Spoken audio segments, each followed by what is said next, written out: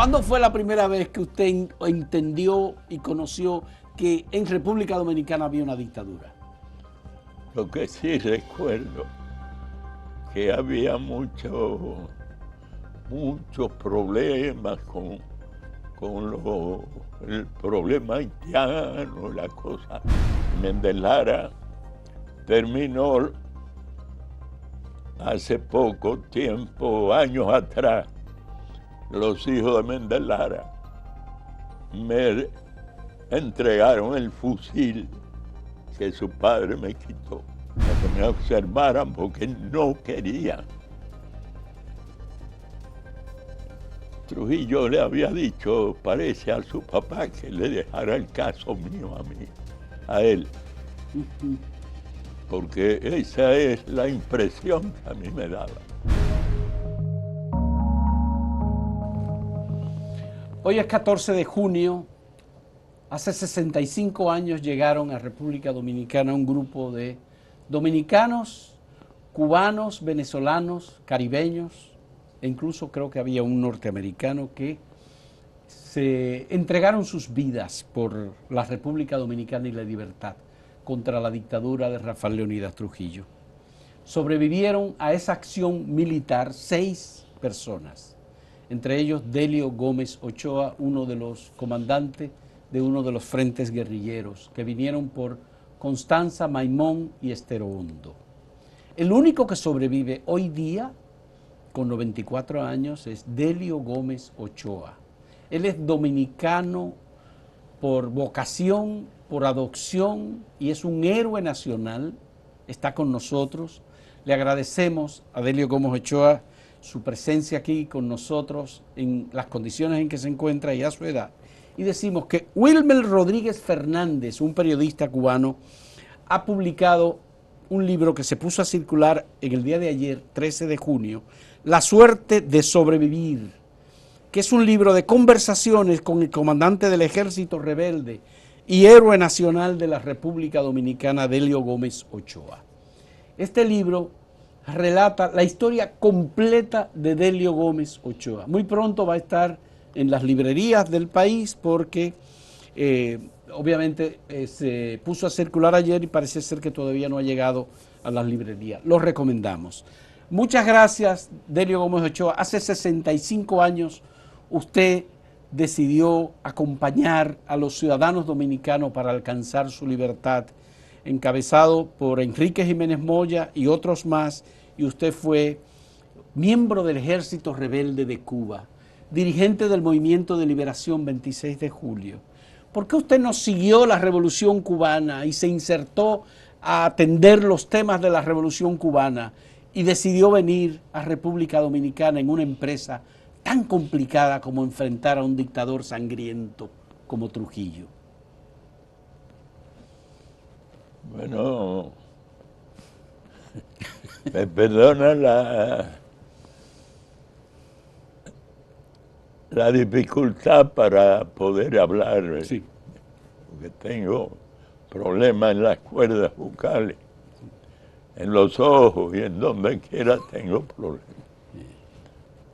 Pero no podemos renunciar a esa cosa que la naturaleza le ha dado al ser humano, y sobre todo a los cubanos, que somos bastante lenguetrapos, el criollo por lo general, y nos gusta hablar mucho, a veces más de la cuenta. A los dominicanos también, y usted dominicano Sí, también. sí. Tenemos una naturaleza bastante parecida. Cuénteme de esa vocación y de esa decisión suya de venir. No fue mía siempre en la Sierra Maestra se hablaba de guerrilla, nada más se hablaba de guerrilla y de posibilidades de la guerrilla nuestra. Empezamos por ahí y hacíamos pequeñas, como conversatorio. En una escuadra eran 6 o 7 los que había. Y había, bueno, estaban los pelotones, las escuadras, y después estaba el ejército rebelde que podía tener. Un pelotón podía tener hasta a veces 30 hombres, pero no se reunía tanta gente porque siempre era recomendado que había que armar las hamacas bien separados y bien colocados en posiciones que más o menos nosotros llamábamos estratégicas. Estratégicas. No eran estratégicas. Es decir, que eso significa que eran tácticas. En los momentos de descanso. Muy tácticas, porque éramos muy pequeñitos. En los momentos de descanso ustedes hablaban de la guerrilla. En los momentos de descanso, sí. Pues, o paradas en los caminos para descansar un ratico y volver a echar cuando se diera la voz de arranque. Y discutíamos a veces sobre, un día Fidel nos sorprende subiendo el Turquino a 4, 5, 6, que íbamos en una escuadra, y nos sorprende, yo no estaba discutiendo nada, ni se podía discutir porque no se podía hablar en voz alta, había que hablar en siseo. Sí. Muy bajito. Muy bajito, de acuerdo. Y así nos acostumbramos a hablar, casi en secreto. Y estando en esa, me acuerdo, porque me viene a la mente que preguntaste eso, se discutía en ese momento. No se discutía, pero se manoseaba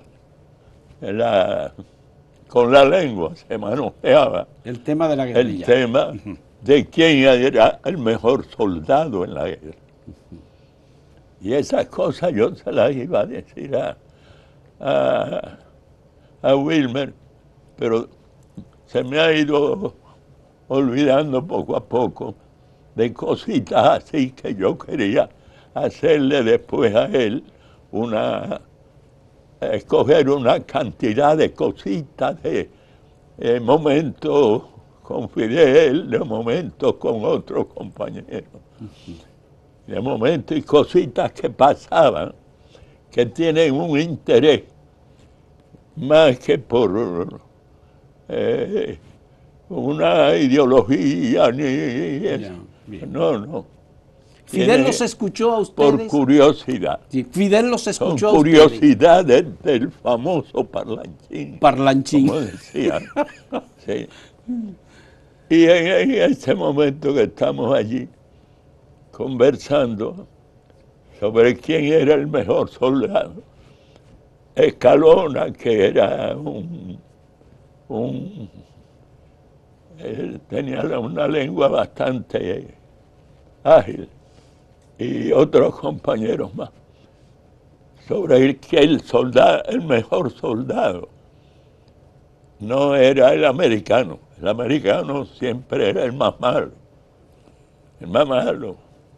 necesitaba más comodidades para estar en la guerra, y que era el japonés, y que si era el chino, y que si era el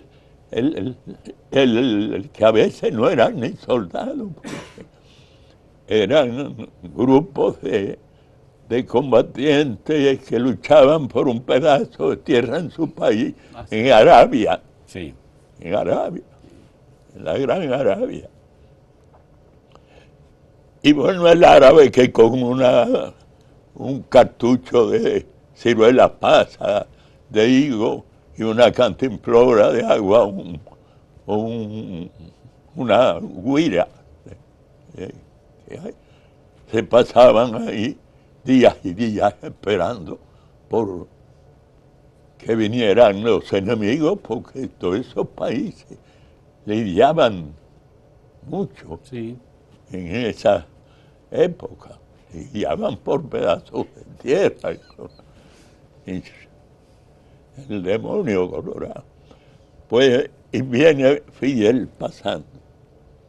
Y cuando llega donde está nosotros conversando, no se pone bravo ni nada de eso porque conversáramos, porque para eso se hacían los descansos, se podía conversar en voz baja.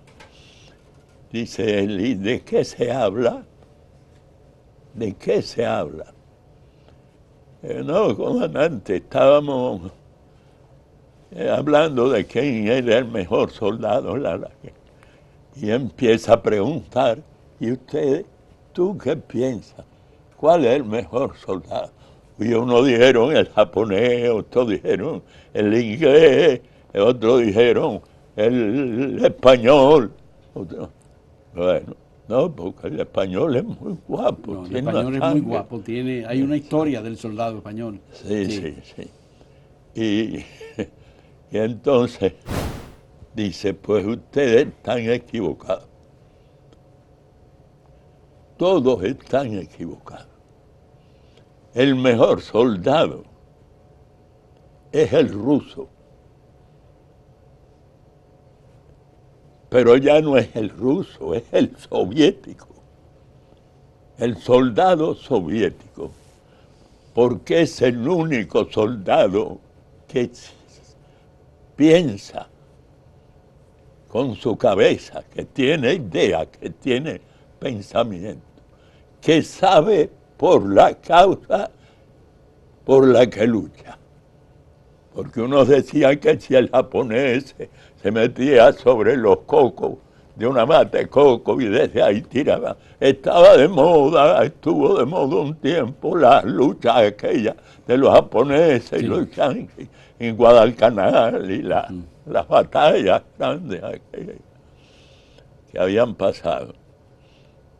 Y entonces ahí explicó por qué era el soldado que podía pensar, porque sabía por qué luchaba. Y era por la justicia social. Y una serie, y nos dio una clase de sociología y de economía de la sociedad rusa. Y el momento en el que usted... Y nosotros habíamos algunos que pensábamos, porque ya Rusia era una potencia, ¿no? Sí. No. Acuérdate que esto pasa en el 50, llegando al 50, sí, 59, sí. 51. Ya había pasado la Segunda Guerra Mundial, había pasado todo lo de... se conocían los soldados alemanes, los soldados japoneses, los kamikazes. Defendían algunos al japonés y algunos al alemán.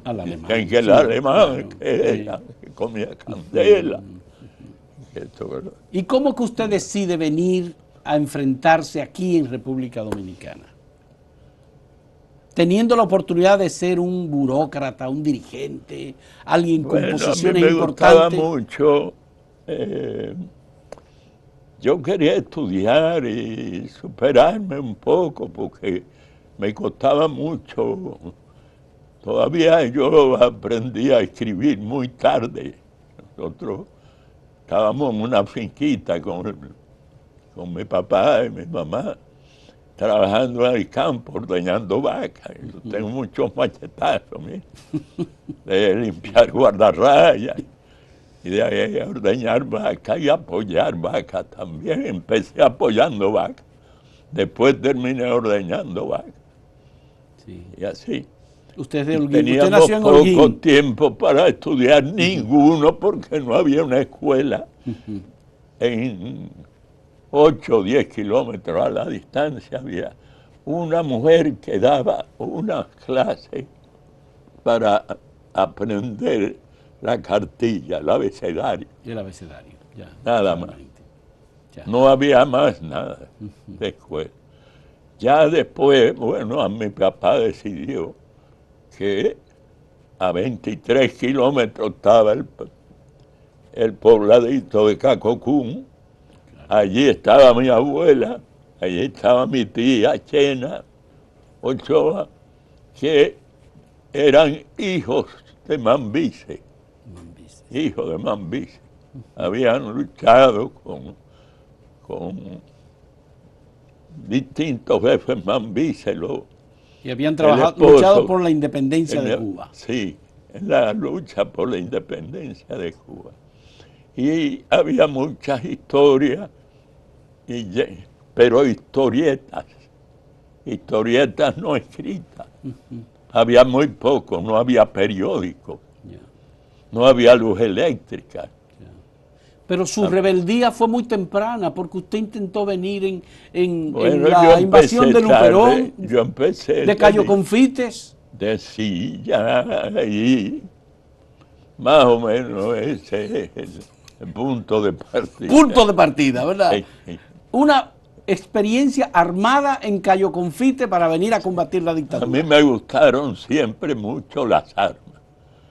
Y aprendí con un muchacho, un jovencito, primo de mi tía Chena, a tirar con un fusilito calibre 22, amarrado con alambre así, y me lo dio para que me lo llevara para la finca.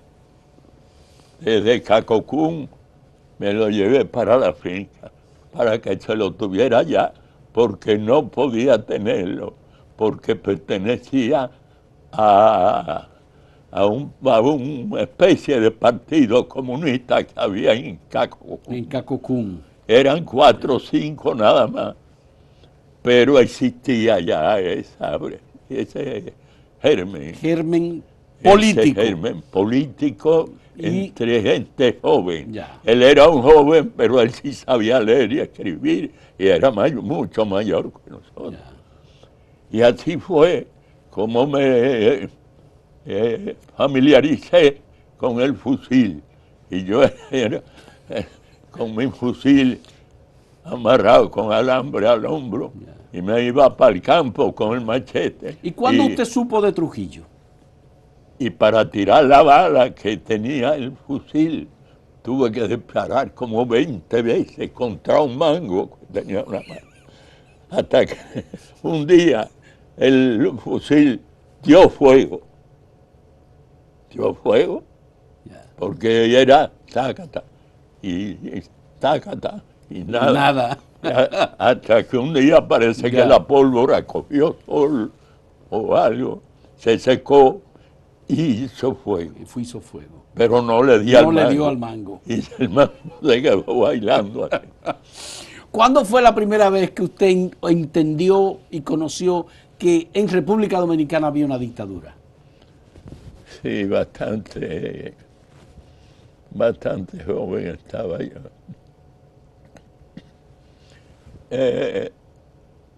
¿Usted tuvo amigos dominicanos? No recuerdo. Lo que sí recuerdo, que había muchos problemas con el problema haitiano, la cosa de... A Cuba iban los haitianos, muchos, montones, a recoger café en tiempo de la cosecha de café en las zonas de la Sierra Maestra, y en los tiempos del tabaco y el azúcar era para la Tierra Baja. Iban desde Oriente para Pinar del Río. Va para la Tierra Alta, va para la montaña a recoger café. Va para la Tierra Baja, va para recoger el tabaco, que era en la zona de Pinar del Río y toda esa zona de acá. ¿No trabajaron en la industria azucarera, en la caña? Sí, cómo no, por eso, porque estaba la industria azucarera, pero la azúcar era más bien para la zona en que no había café. En que así, más o menos así funcionaba la cosa. Y veíamos y conocíamos a los caminantes por la carretera, pasaban por allá, pasaban por acá. Y y conversábamos con ellos porque le dábamos agua y le dábamos un trozo de plátano, una cosa de esa, sobre todo viejitos haitianos y otros viejitos, porque había Dominicanos. muchos viejitos de la época de la guerra Ya. que había pasado. Porque muchos dominicanos iban como exiliados, iban Pero iban hasta la Santiago de Cuba hasta y Santiago Baracoa, y Baracoa. Ajá. y Baracoa, Ujú.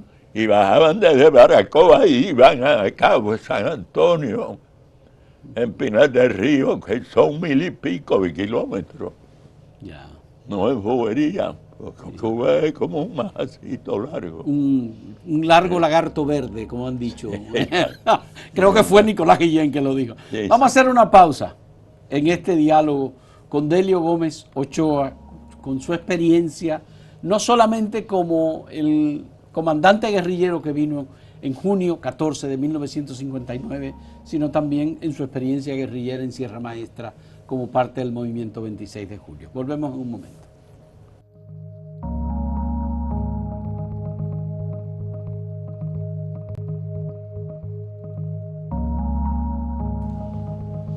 Delio, en Cuba la dictadura de Fulgencio Batista usted la combatió, pero en Venezuela había una dictadura que era la dictadura de Pérez Jiménez y en República Dominicana estaba la dictadura de Trujillo. Usted decidió combatir a Batista primero y cuando terminó con Batista vino a combatir a Trujillo. ¿Usted pensó que era fácil combatir a Trujillo? Nunca pensé que era fácil, ya yo había intentado antes de que se diera la realidad que se dio después, que hubo la lucha contra Batista y eso trajo como consecuencia la simpatía de los dominicanos que estaban fuera, que tenían el mismo problema porque tenían a Pérez Jiménez y tenían a Trujillo en Dominicana y Pérez Jiménez, que era también otro dictador, no de la calidad tan refinada y tan especial como la de Trujillo, pero sí bastante abusador y bastante tiránico con su Hay gente pueblo. que ha planteado la idea de que ustedes vinieron a inmolarse. Estaba la idea de la inmolación en el movimiento guerrillero del 14 de junio. Para eso como la soga es mejor en Cuba. Más fácil, más o menos trabajo. Si ustedes No pensaron era que así. podían tener éxito. Yo creo que en todo joven hay siempre una pizca de algo de aventura y de aventurero. Y que la aventura trae ciertos bríos de estar al borde del peligro y de desafiar al peligro.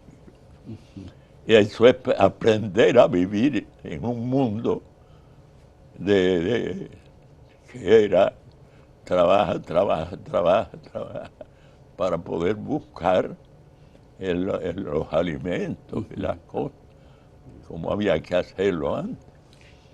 Y así, bueno, yo creo que la juventud siempre, aunque por poco que sepa y por poco que sus luces lleguen a su cerebro y eso produzca la reacción esa del pensamiento en función de resolver problemas y hacer las cosas, pues trae la manera de probar que sí se puede. Como dice Raúl, yo creo que ahí debe haber hecho Raúl una conclusión. Usted estuvo preso en la dictadura de Fulgencio Batista, luego cayó preso en la dictadura de Trujillo, Sí. aquí. Como usted vino como guerrillero aquí, ¿lo torturaron? ¿Estuvo en la 40? ¿Cómo fue el tratamiento que la dictadura le dio a usted como soldado? Pero yo, lo único que me trató bien fue Juan Tomás Díaz. Juan Tomás Díaz lo trató bien. Me trató bien Y después, bueno, ya me había... el que me cogió fue Méndez Lara, y no fue Méndez Lara, fue el otro que estaba con Méndez Lara. Uno que era teniente y Méndez Lara era capitán.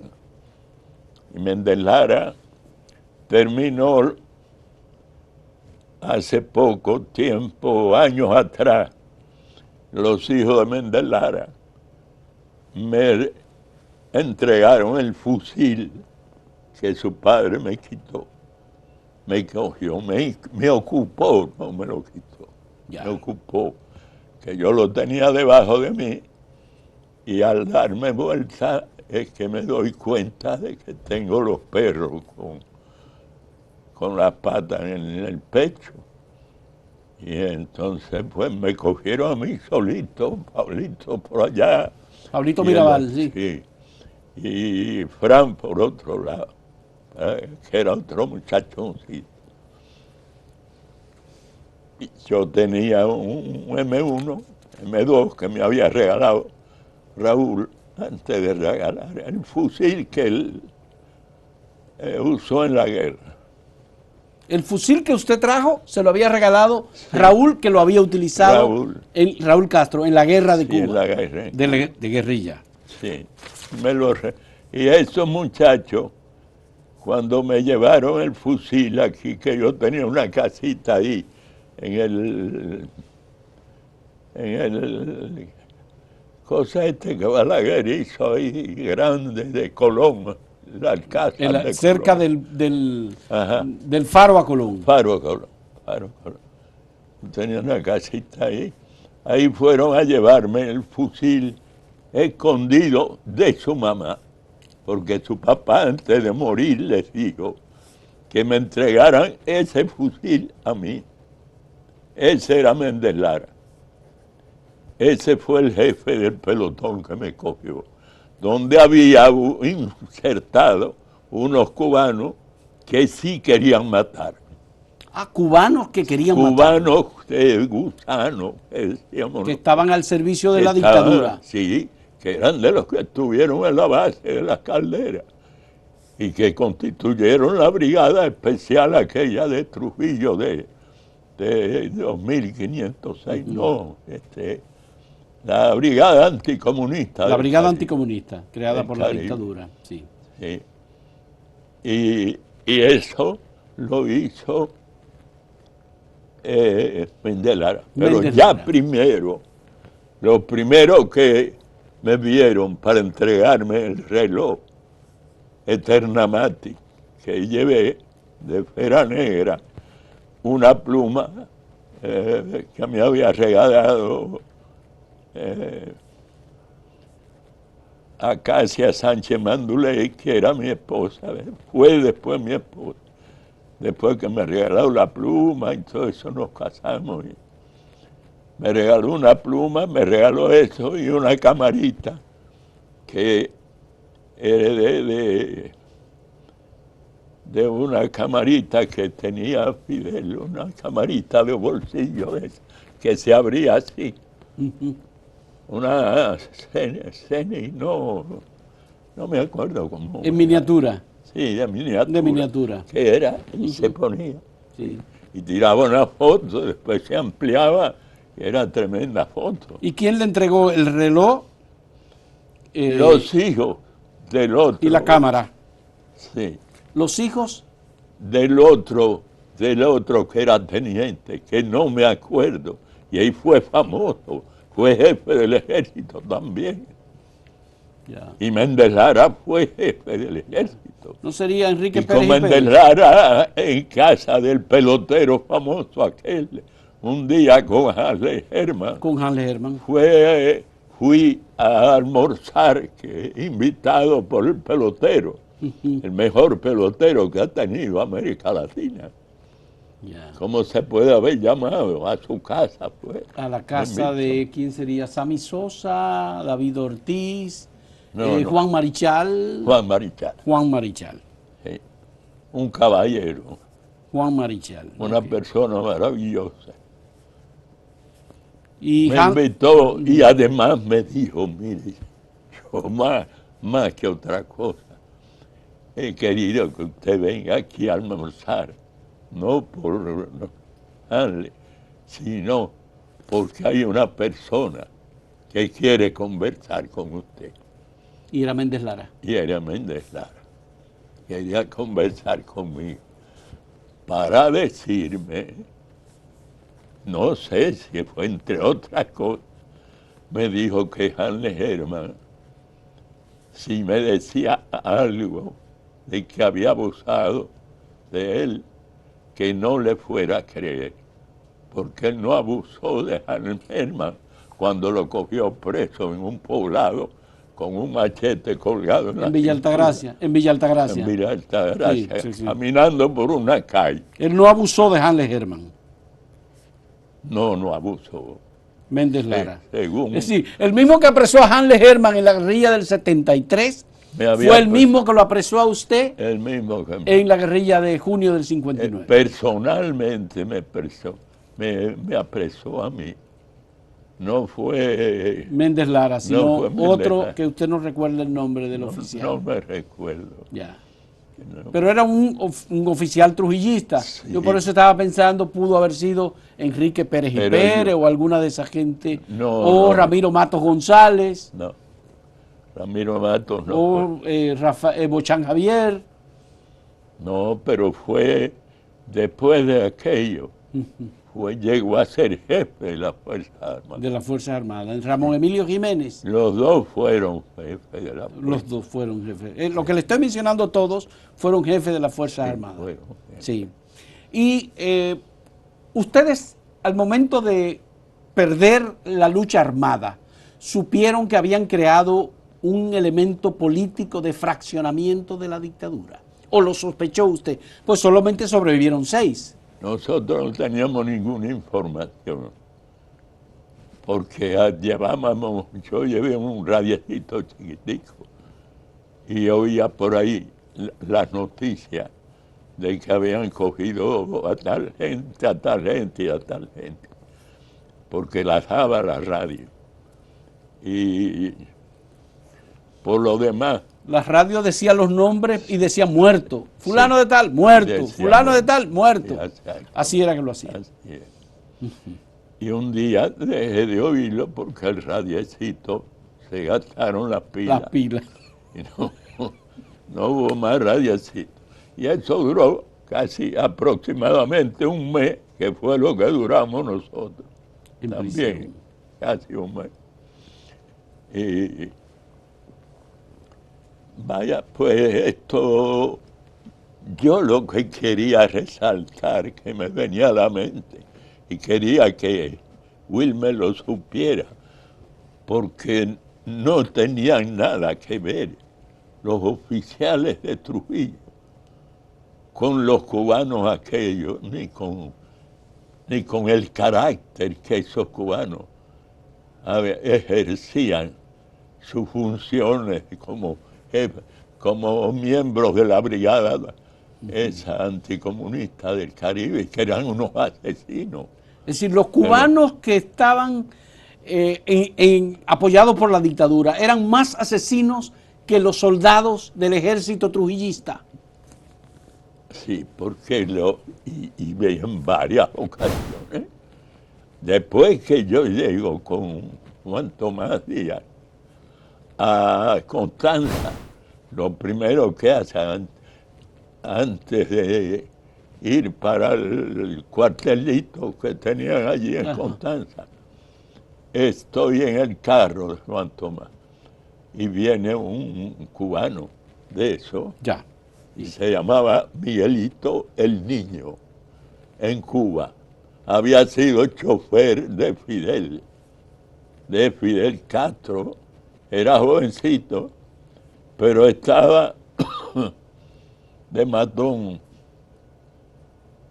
en la brigada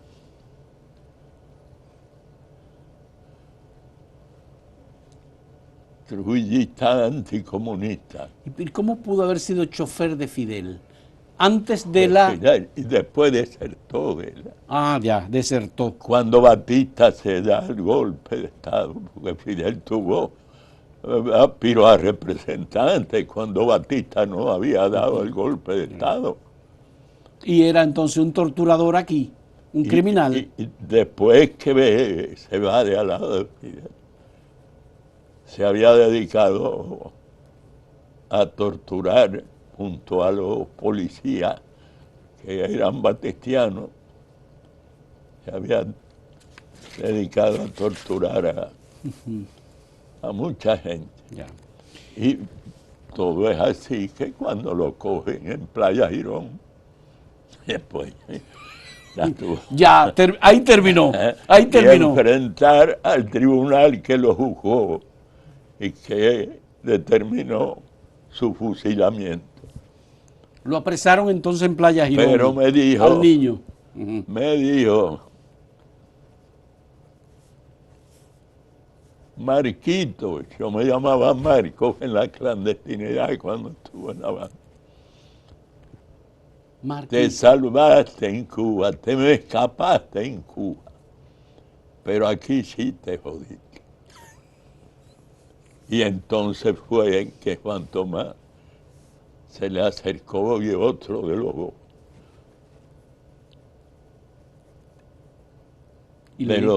¿Y qué le dijo Juan Tomás? Él le dijo una pila de cosas que no puedo repetir aquí. Lo insultó y le dijo, usted es le habló de unas cosas que uno lleva detrás de sí. Sí, sí. Usted es un mierda. Sí. Retírese de aquí. Ya. Porque este es prisionero mío y está indefenso. ¿Cómo usted nunca se atrevió a salir a buscarlo allá? Bien. El tipo salió con el rabo entre las piernas. De alguna manera eso lo salvó entonces a usted. Sí, sí, pero bueno, yo me quedé en el carro. Ya. Ya antes de llegar allí yo había estado con Juan Tomás conversando unas cosas, haciendo una declaración de cómo habíamos desembarcado, que hasta dónde habíamos llegado, y que sí que pasamos por tal lugar, que yo dije la verdad. Y era muy poco lo que habíamos caminado, unas cuantas, algunos kilómetros. Usted fue puesto en libertad como resultado de la gestión de la OEA. ¿De la OEA? Sí. No, la OEA nunca tuvo no nada intervino que ver en la conmigo. OEA, no.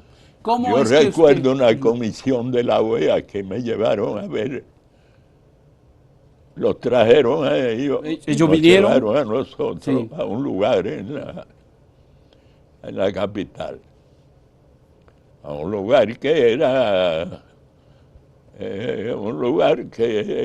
estaba manejado por Johnny Abe García. Ya. Y ahí había uno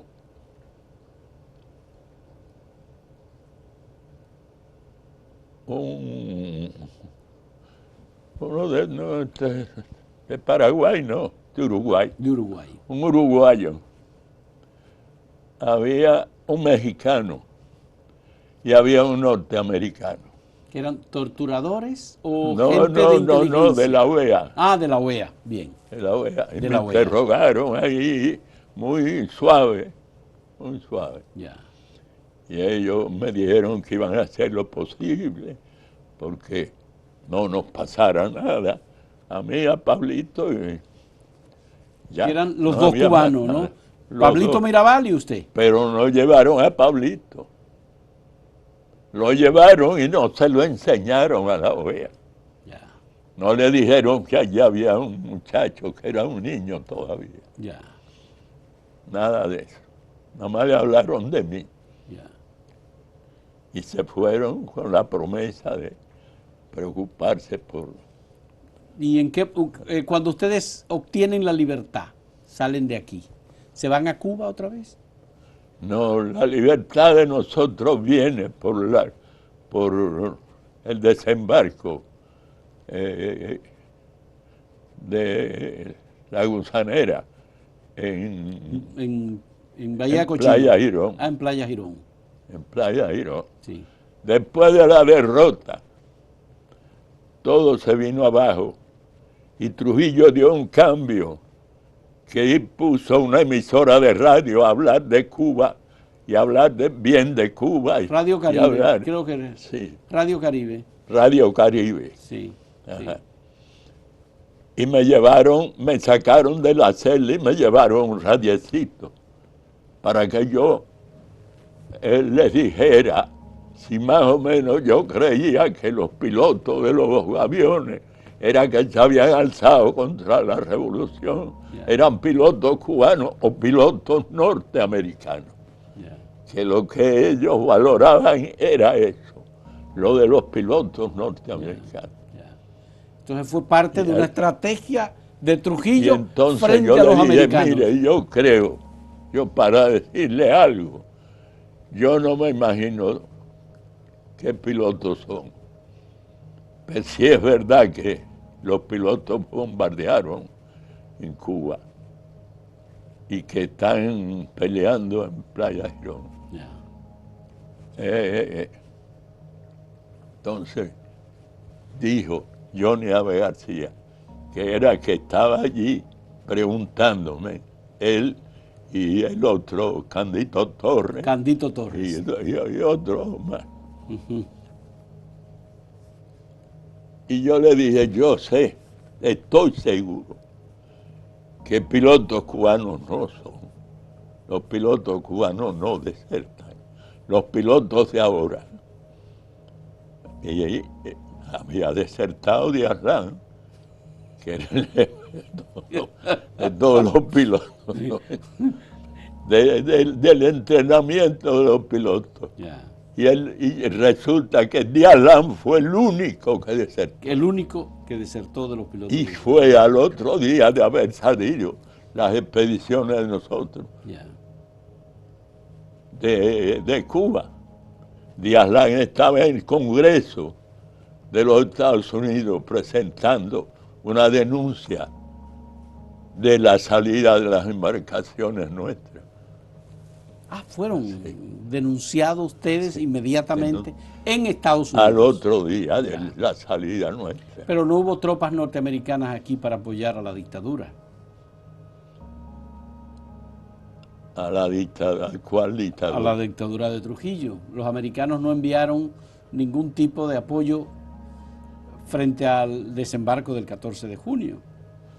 No era eso, porque no había peligro. No había peligro. Si ellos todavía estaban pensando que la Brigada 2506, que estaba en Nicaragua, y era que Trujillo los había botado a patadas por el fondillo de aquí, de la base de las calderas y de donde los tenía entrenando. Y ya se los había quitado. Ya yo llevaba casi 2 años de estar preso. En prisión. En prisión. ¿En qué año usted sale de aquí, de la prisión? Yo llegué aquí el 14 de junio. Sí, pero ¿en qué y año? Volví a Cuba el 9 de junio. ¿9 de junio de qué año? 2 años después. 2 años después, de 1961. Sí. Entonces, 9 de junio, eso significa que usted salió unos días después de la muerte de Trujillo. Sí, señor. Así es. Trujillo murió el 30 de mayo de 1961. Que le voy a contar esto y después me voy. Ya, no, pero vamos a hacer una pausa. Y entonces, cuando hagamos la pausa, usted me cuenta esa parte y se va. Gracias. Volvemos en un momento.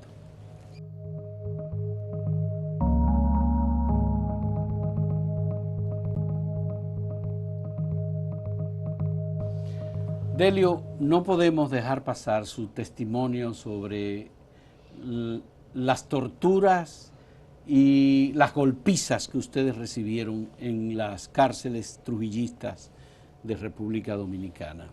Usted estuvo en la 40, usted fue testigo compañero de prisión de otras personas, ciudadanos dominicanos, mujeres y hombres. Allí estuvo Manolo Tavares Justo en un momento. Manolo ya murió luego en la guerrilla de diciembre del 63, pero me gustaría que usted me resumiera rápidamente así cómo usted vivió esos 2 años en prisión, 3 años, 2 años. Mejor no lo recuerdo. Mejor no recordarlos. Mejor no recordarlo. Pero bueno, usted sabe que estaba en una celdita, la número 7.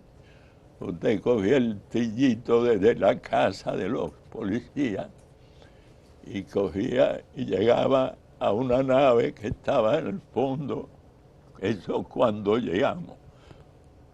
Usted seguía por una sendita que había adoquinada, iba hasta una casita que sería así de este tamaño.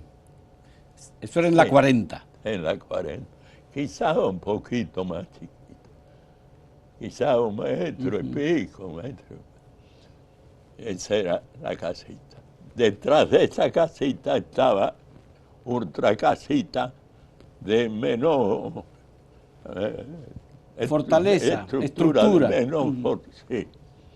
Que era la cocina, donde cocinaban para los policías y para alguna gente presa que llevaban ahí y que los tenían que tener más de un día o de varios días, ¿no? Porque hay gente que se metieron unos cuantos días, en la 40, porque los interrogatorios no daban los resultados que ellos querían que dieran. Que la gente confesara sí. O delatara a otros compañeros. Exacto, de eso se trataba, de sacarle cosas, de sacarle y sacarle. ¿Y a usted qué le preguntaban cuando lo interrogaban? Todo.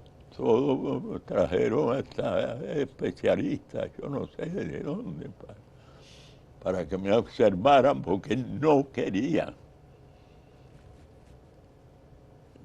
Trujillo le había dicho, parece a su papá, que le dejara el caso mío a él. Porque esa es la impresión que a mí me daba. Ya. Ramfis le había pedido entonces. Después llegué a la conclusión de que era que Ramfis se lo había pedido. Ya. Iba a hacer algún trabajo conmigo. Y a mí me estaban preparando y no me querían que me flaqueara mucho, que me deteriorara demasiado, ni tampoco querían dejar de torturarme. Ya. Trujillo era partidario, parece, de que me torturara. Pero a usted le sacaron los Hasta dientes. que yo dijera todo lo que le iba a decir. Sin anestesia, le sacaron. Usted vino en la invasión que le llevaban a ellos. Sí, señor, yo vine. ¿Usted era jefe de la invasión? No, yo no era jefe de la invasión. Yo era asesor del jefe de la... Y el jefe lo mataron enseguida. Sí. 2 días duró nada más. Enrique Jiménez Moya. Enrique Jiménez Moya. Ah, eso. Usted conoció a Enrique Jiménez Moya, sí. ¿Dónde lo conoció? Lo conocí en Cuba. ¿Usted lo conocía antes? No, jamás. Lo había visto. Y usted se prestó para... Sí, yo me presté. Esa es la verdad. Ya. Me presté con mucho gusto. Y todas esas cosas a ellos le chocaba. Estaba primero el teniente, no me acuerdo ya cómo se llamaba, el que denunció a la gente que después cogieron a las Mirabal, el grupo aquel de allá que era un policía de la 40, que era sargento, y lo hicieron teniente. Y lo nombraron de jefe de la 40 después, antes de nombrar a Minervino.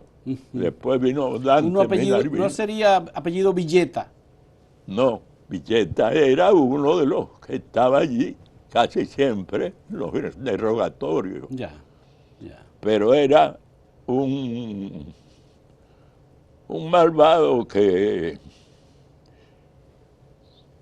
vivía en una soledad, en un cuartico, en una soledad. ¿A quiénes usted recuerda en esa celda de las 40? No, yo no recuerdo a nadie porque los pocos que vi, porque yo veía poca gente, cuando me sacaban a mí, era a mí. Y cuando sacaban a uno de allí, era uno solo. No sacaban un grupo. A veces sacaron grupo y yo me tenían por allá cogiendo sol porque estaba muy flaco y estaba deteriorado. Y me sacaban una vez al mes a veces a coger sol, desnudo, con una tirita de calzoncillo. ¿Usted no recuerda a Teresita Espaillá, por ejemplo? Teresita, anoche la vi. Esa fue una de las torturadas ahí en las 40. Sí, a mí el día que me sacaron con el calzoncillo y la camisa, yo la veo tirada en el piso y cogí y me quité, la habían maltratado. Yo no sé si la abusaron sexualmente o no, me parece que no. Ya, Me parece que no. ya. Porque parece que Trujillo tenía algunos complejos. Sí. Estaba Sobre doña esas Sina cosas. Cabral también. Sobre eso de respetar a los hombres y no puedes abusar de un hombre. Eso era una ley. Con Trujillo. Trujillo no permitía que los hombres abusaran a los hombres. Ya. Oye, una cosa increíble. Pero abusaron de las mujeres. Claro, los torturaban, porque sí, había tortura y asesinatos. Sí. ¿A usted no lo montaron en un Pero helicóptero? las mujeres, ¿por qué las mujeres? Las mujeres que hubieron allí fueron las que yo vi. Algunas las desnudaban frente a los hombres. Sí. Eso sí. Para desmoralizarlas. Desmoralizarlas, claro. Nada más. Sí. Pero, y creo que a Teresita sí la toquetearon. Sí. Me parece a mí. Bien. Porque ella estaba muy afectada. Ya. Y estaba muy dolida. Y yo me quité la camisa y se la eché por arriba. ¿Sí? Yo no pude aguantar. Y me dijeron, oiga. Y digo, ¿y qué? Y que me maten, al carajo. Sí. Y lo que no quiero ver más nada de esto. Ya, muy bien, qué bueno. La reflexión final suya sobre el tema de la dictadura. Las dictaduras en Venezuela, la dictadura en Cuba, la dictadura en República Dominicana, Mire, dictadura en Guatemala. Déjeme decirle lo que pasaba en la 40. Allí venía un carro que le decían el lechero, en el que llevaron a aquellos que sacaron y tiraron allá por el Marión. Sí. Allí vi fusilar a Policarpo Soler. A Policarpo Soler. Lo vi fusilar. ¿Usted vio cuando lo fusilaron? Y a su sobrino. ¿Usted vio cuando lo fusilaron? Sí. Me sacaron para que lo viera. Los que traicionaban al jefe. Fusilaron a 3 entonces. A 3. A 3 hombres. A 3. Policarpo Soler, su hermano y su sobrino fueron fusilados frente a usted. Allí, sí. En la 40. Sí, el hermano de Policarpo. Y parece que hicieron un parepé. Ellos, que parece que los tenían en la misma celdita, porque eran 12 celdas. 12 celditas, bueno, de 2 metros de ancho por 3 metros de largo, cada una. Y ahí había algunas que le ponían una camita. A mí ya al final, de cuando estuve allá abajo, me pusieron una colombina. Una pequeña cama colombina, una... Sí. Así de este ancho, Sí. de esas que se cierran ese ancho. Ya. Bueno. Después las quitaron, porque hubo uno una vez que le arrancó una pata de hierro de esa de tubo, la moló y se la clavó en el pecho. Se la clavó en el pecho, wow, para producir Y no suicidio. sé, yo lo que no supe si por fin se mató o no se mató. Ya. Muy bien. Delio, muchas gracias. Pero eso me lo contó el capitán del Villar, Del Villar. que no me acordaba ahorita del nombre. Ah, es el El capitán capitán del Villar. del Villar cogió mucha confianza conmigo. Ya, ok. Ese fue el que estaba con Juan Tomás Díaz. ¿Eh? El que estaba con Juan Tomás Díaz cuando el cubano fue a... No, el capitán del Villar era un infiltrado que fue el que denunció a todo lo de la Mirabal. lo de El ya, el capitán movimiento, Mirabal. denunció el movimiento, se infiltró. Ya, Lo infiltró Johnny Aves. Johnny El Aves. movimiento. Ya, ok. Bueno, pues don Delio, muy, muy agradecido. Le agradezco infinitamente esta conversación. Recomiendo el libro de Wilmer Rodríguez Fernández sobre la suerte de sobrevivir, que cuenta la historia completa de Delio Gómez Ochoa. Esto se parece mucho porque esto se hizo mediante entrevistas que tuvimos de sí. días enteros. Sí. Y comemos un poquito de galletita con esto y seguíamos hablando, y recordando y buscando papelitos y cosas de esas. Ese fue un libro hecho durante 10 años o quizás más. Qué bueno. Lo recomiendo, el libro va a estar pronto en las librerías en República Dominicana. Son conversaciones con el comandante del Ejército Rebelde y héroe nacional de República Dominicana, Delio Gómez Ochoa. Agradezco a Wilmer, agradezco a Omar Ventura, que ha sido una persona muy solidaria y que ha venido apoyando a Delio Gómez Ochoa en sus visitas y sus estancias en la República Dominicana. Muchas gracias, don Delio. Él dice que yo soy su papá. ¿Eh? Él dice, Omar, dice que usted es su papá. Sí, yo conocí a su mamá, pero ya Concho casi se murió poquito después. Poquito después. Muy bien. Bueno, como pues, 2 años nada más estuvo bien. Muchas La gracias. viejita. Señores, muchas gracias a ustedes por la compañía en este diálogo también. Hasta luego.